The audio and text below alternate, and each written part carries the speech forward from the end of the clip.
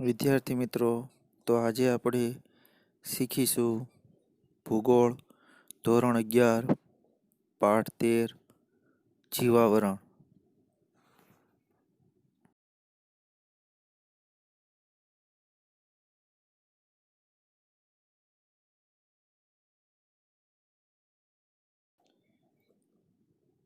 પૃથ્વી સપાટી ઉપરના ઘન પદાર્થોના સંપૂર્ણ વિસ્તારને મૃદાવરણ કહે છે. જળ રાશિના વિસ્તારને જલાવરણ અને જ્યાં વાયુનું અસ્તિત્વ છે તે વિસ્તારને આપણે વાતાવરણ કહીએ છીએ. આ ત્રણેય આવરણો પ્રકૃતિ રચિત છે. પૃથ્વીના મૃદાવરણ, જલાવરણ અને વાતાવરણના જે ભાગમાં જીવસૃષ્ટિ વ્યાપી છે તેને જીવાવરણ કહેવામાં આવે છે. સામાન્ય રીતે જોઈએ તો પૃથ્વી પર જીવાવરણ એ મહત્વનું આવરણ છે. સૌર પરિવારમાં પૃથ્વી એક જ એવો ગ્રહ છે જેને જીવાવરણ છે. પૃથ્વી અને તેની આસપાસના વાતાવરણમાં જ્યાં જીવસૃષ્ટિ અસ્તિત્વ ધરાવે છે તે વિસ્તારને જીવાવરણ કહે છે. મૃદાવરણ, જલાવરણ અને વાતાવરણમાં વૈવિધ્યસભર જીવસૃષ્ટિ અસ્તિત્વ ધરાવે છે. તેમાં માનવ, સૂક્ષ્મ જીવાણુઓ, નાના મોટા કીટકો, પ્રાણીઓ, પક્ષીઓ, વનસ્પતિ સૃષ્ટિ વગેરેનો સમાવેશ થાય છે. આ બધા સંયુક્ત રીતે જીવાવરણના ઘટકો છે. આ સમગ્ર જીવસૃષ્ટિને આવરી લેતા આવરણને જીવાવરણ કહે છે. હચિન્સનના મતે પૃથ્વીનો એ ભાગ જ્યાં જીવન શક્ય હોય તેને જીવાવરણ કહે છે. ફરીથી હચિન્સનના મતે પૃથ્વીનો એ ભાગ જ્યાં જીવન શક્ય હોય તેને જીવાવરણ કહે છે. પૃથ્વી પરની જીવસૃષ્ટિમાં વનસ્પતિ પ્રાણીઓ, જીવજંતુઓ અને માનવોનો સમાવેશ થાય છે. આપણે સૌ ખોરાક અને બીજી ઘણી બધી ચીજ વસ્તુઓ જીવાવરણમાંથી જ પ્રાપ્ત કરીએ છીએ. વનસ્પતિ અને પ્રાણીઓ વિના આપણે જીવન ન વિતાવી શકીએ. આપણા અસ્તિત્વનો અને જીવન નિર્વાહનો આધાર જીવાવરણ છે, જેને બે વિભાગમાં વહેંચવામાં આવે છે. પહેલું અજૈવિક અને જૈવિક. અજૈવિક વિભાગમાં મૃદાવરણ, જલાવરણ અને વાતાવરણનો અભ્યાસ કરવામાં આવે છે. જ્યારે જૈવિક વિભાગમાં વનસ્પતિ, પ્રાણીઓ અને સૂક્ષ્મ જીવાણુઓના અભ્યાસનો સમાવેશ કરવામાં આવે છે. પ્રાકૃતિક એ જૈવિક ઘટક છે અને માનવ નિર્મિત કોઈ પણ પ્રકારની વસ્તુ છે તો તે અજૈવિક છે. આમ પર્યાવરણના ઘટકો માનવ, પ્રાકૃતિક અને માનવ નિર્મિત એટલે કે જૈવિક અને અજૈવિક ઘટકો છે.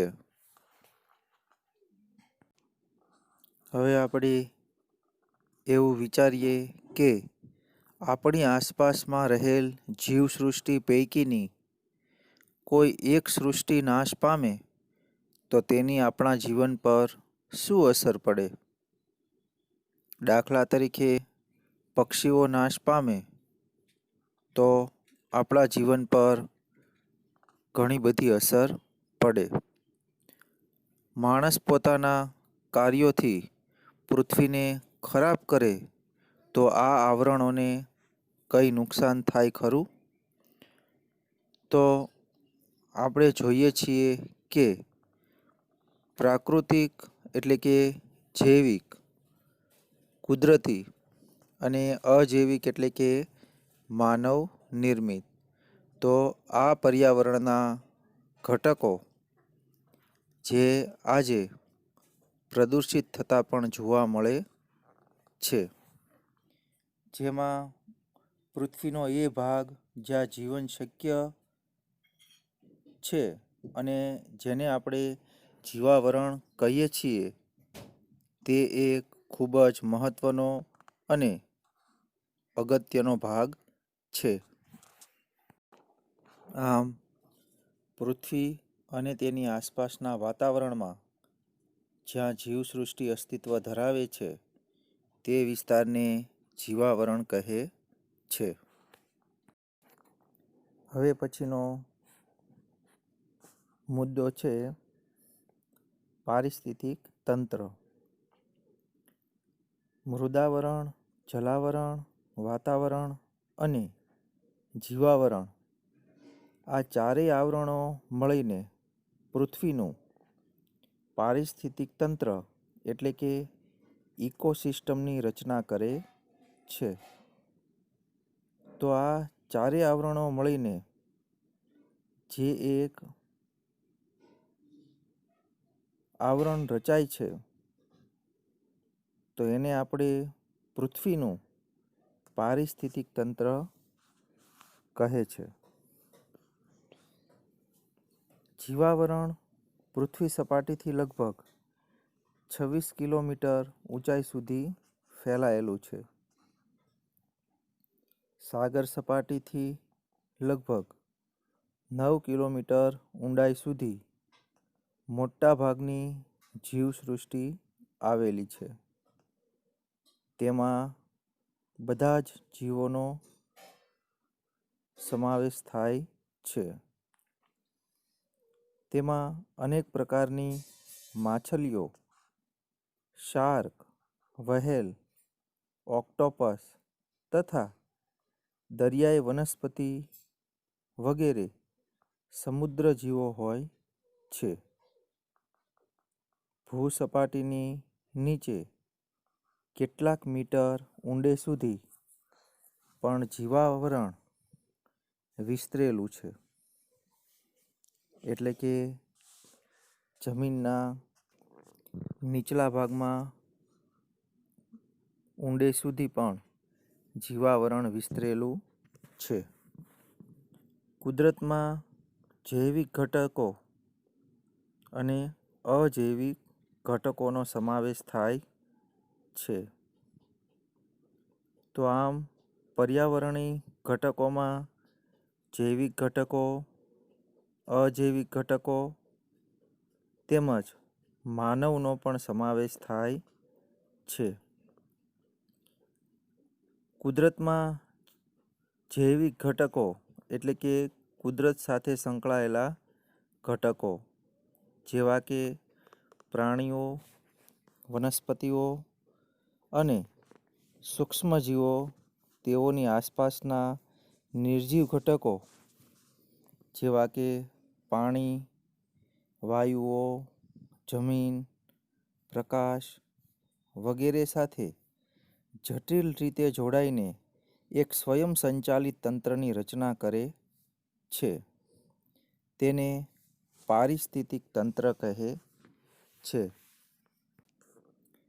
પારિસ્થિતિક તંત્રના મુખ્ય બે પ્રકાર નીચે મુજબ છે, જેમાં પાર્થિવ પારિસ્થિતિક તંત્ર અને જલી પારિસ્થિતિક તંત્ર. ઘાસના પ્રદેશો, અર્ધશુષ્ક પ્રદેશો, રણ પ્રદેશો અને ટાપુઓ વગેરેનો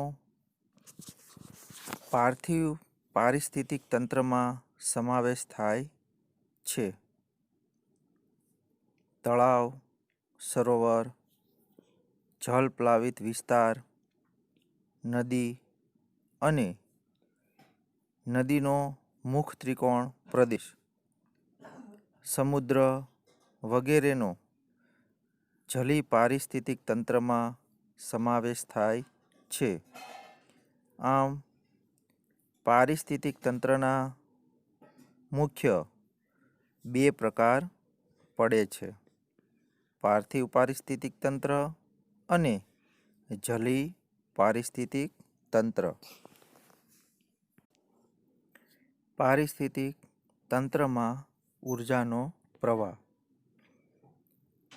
દરેક પારિસ્થિતિક તંત્રમાં ઘણી બધી પરસ્પર સંબંધિત સંરચનાઓ હોય છે, જેમાં જળચક્ર, કાર્બન ચક્ર, ઓક્સિજન ચક્ર, નાઇટ્રોજન ચક્ર અને ઉર્જા ચક્ર. વિદ્યાર્થી મિત્રો, આપણે અગાઉના ધોરણમાં કાર્બન ચક્ર અને નાઇટ્રોજન ચક્ર વિશે અભ્યાસ કર્યો છે. તો અગાઉના ધોરણની અંદર આપણે કાર્બન ચક્ર અને નાઇટ્રોજન ચક્ર વિશે અભ્યાસ કર્યો છે. તો જળચક્ર, કાર્બન ચક્ર, ઓક્સિજન ચક્ર, નાઇટ્રોજન ચક્ર, ઉર્જા ચક્ર વગેરે દ્વારા પારિસ્થિતિક તંત્રનું નિયમન થાય છે. એટલે કે મૃદાવરણ, વાતાવરણ, જીવાવરણ અને જલાવરણનું જળચક્ર, કાર્બન ચક્ર, ઓક્સિજન ચક્ર, નાઇટ્રોજન ચક્ર અને ઉર્જા ચક્ર વગેરે દ્વારા પારિસ્થિતિક તંત્રનું નિયમન થાય છે. પારિસ્થિતિક તંત્રના કાર્યોની વનસ્પતિ અને પ્રાણીની પ્રજાતિઓની વૃદ્ધિ અને પુનઃજીવિત થવાની ક્રિયા સાથે કોઈને કોઈ રીતે સંબંધ હોય છે. આ પરસ્પર સંકલિત પ્રક્રિયાઓને એટલે કે સંકળાયેલી પ્રક્રિયાઓને વિવિધ ચક્રો તરીકે વર્ણવી શકાય છે. આ બધી પ્રક્રિયાઓ સૂર્યપ્રકાશમાંથી મળતી ઉર્જા ઉપર આધારિત છે. એટલે કે સૂર્ય છે તે પારિસ્થિતિક તંત્રનો મુખ્ય સ્ત્રોત છે. જો તે ન હોય તેવી કલ્પના કરવામાં આવે તો પારિસ્થિતિક તંત્રની રચના શક્ય નથી. પ્રકાશ સંશ્લેષણ દરમિયાન વનસ્પતિ હવામાંથી કાર્બન ડાયોક્સાઇડ શોષે છે અને ઓક્સિજન હવામાં મુક્ત કરે છે. પ્રાણીઓ શ્વસન ક્રિયામાં ઓક્સિજનનો ઉપયોગ કરે છે. જળચક્ર જળસૃષ્ટિ પર આધાર રાખે છે, જે વનસ્પતિ તેમજ પ્રાણીઓ માટે જરૂરી છે. ઉર્જા ચક્ર માટીના પોષક દ્રવ્યોને પુનઃ માટીમાં ભેળવી દે છે, જેને આપણે વનસ્પતિ વિકાસ પામે છે. દરેક જીવ આ જીવચક્રોની યોગ્ય કાર્યક્ષમતાની સાથે સંપૂર્ણપણે સંકળાયેલી છે.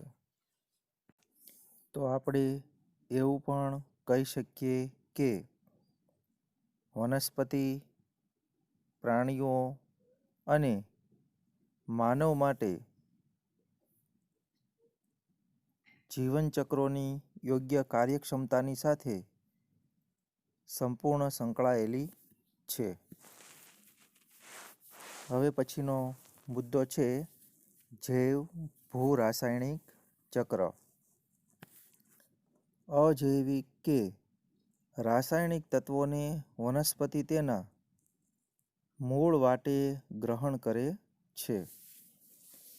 એટલે કે અજૈવિક એટલે કે માનવ સર્જિત, તથા તેને જૈવિક તત્વોમાં પરિવર્તિત કરે છે. એટલે કે કુદરતી તત્વોમાં પરિવર્તિત કરે છે. આ જૈવિક તત્વોનું આહાર શૃંખલાના માધ્યમથી જુદા જુદા જીવોમાં સ્થાનાંતરણ થાય છે. આ જીવોના મૃત્યુ થતાં તે જૈવિક તત્વ ફરીથી અજૈવિક કે રાસાયણિક તત્વમાં બદલાઈ જાય છે.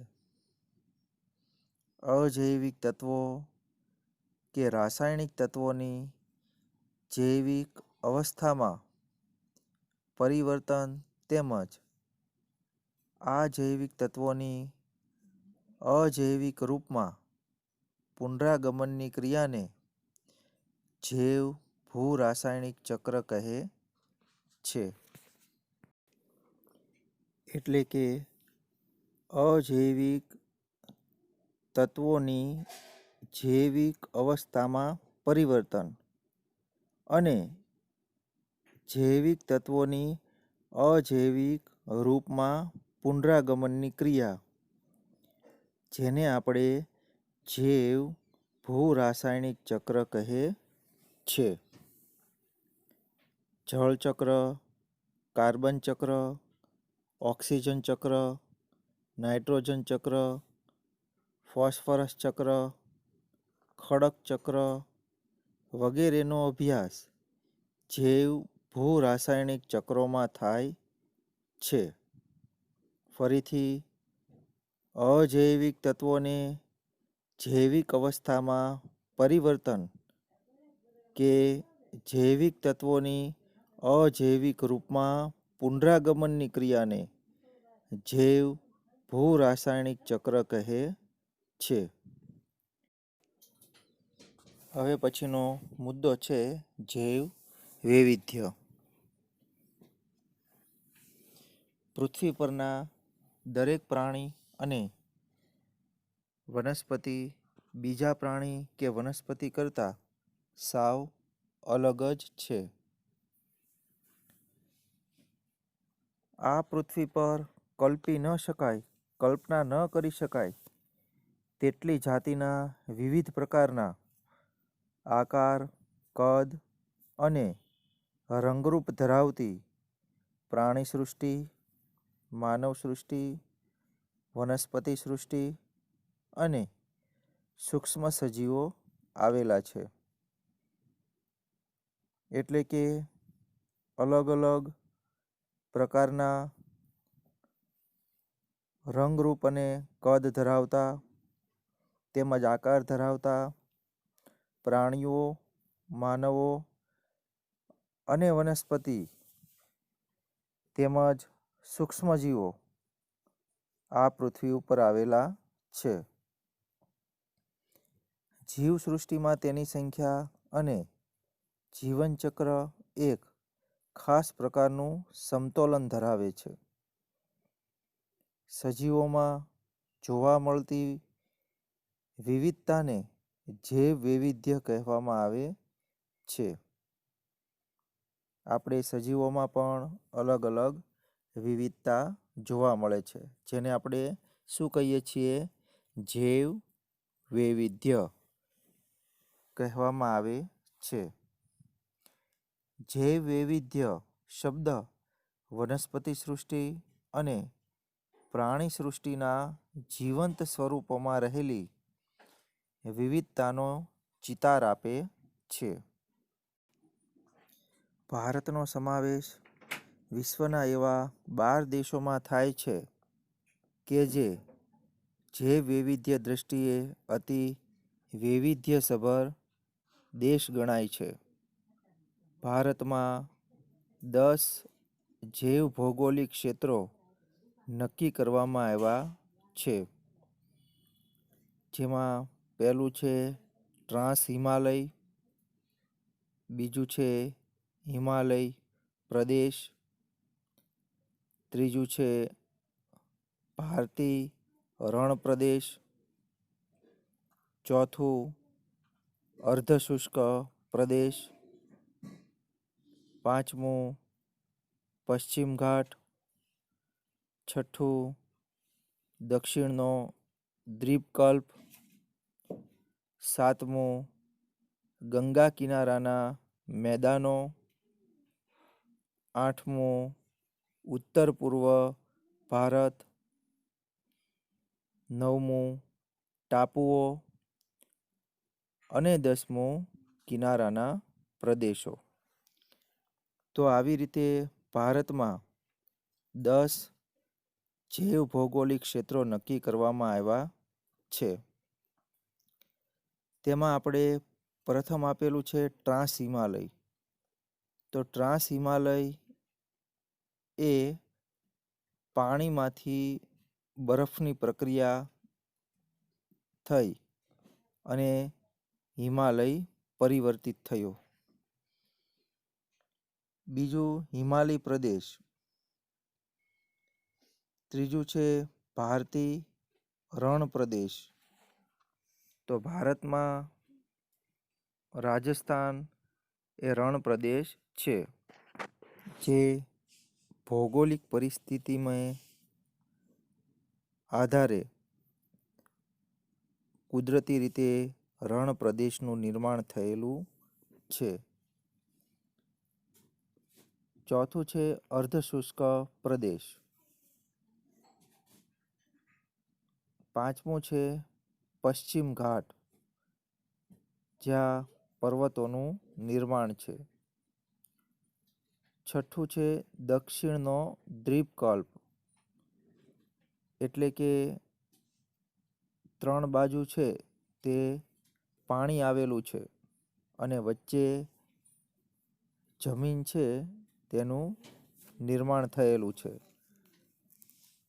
તો ભારતમાં આવો દક્ષિણમાં દ્વીપકલ્પ પ્રદેશની રચના થયેલી છે, એટલે કે છઠ્ઠું છે દક્ષિણનો દ્વીપકલ્પ. સાતમું છે ગંગા કિનારાના મેદાનો. વિદ્યાર્થી મિત્રો, ધોરણ 9માં તમે ભણી ગયા છો કે ગંગા નદી છે તેના કિનારે કાંપ ઢસડાઈ આવે છે અને 150 ફૂટ સુધીનો કાંપ છે તેના દ્વારા એક મેદાનની રચના થયેલી છે, જેને આપણે ગંગા કિનારાના મેદાનો કહીએ છીએ. આઠમું છે ઉત્તર પૂર્વ ભારત. ઉત્તર પૂર્વ ભારતમાં ઊંચી ટેકરીઓ અને પહાડી વિસ્તારોનું નિર્માણ થયેલું છે. જે જગ્યાએ મેદાની પ્રદેશ કરતાં ઉત્તર પૂર્વ ભારતમાં વિકાસની પ્રક્રિયા ઓછી જણાય છે. પછી છે ટાપુઓ. તો આપણે લક્ષદ્વીપ, આંદામાન નિકોબાર એવા ટાપુઓનું પણ સર્જન થયેલું છે. અને છે 10મું છે કિનારાના પ્રદેશો.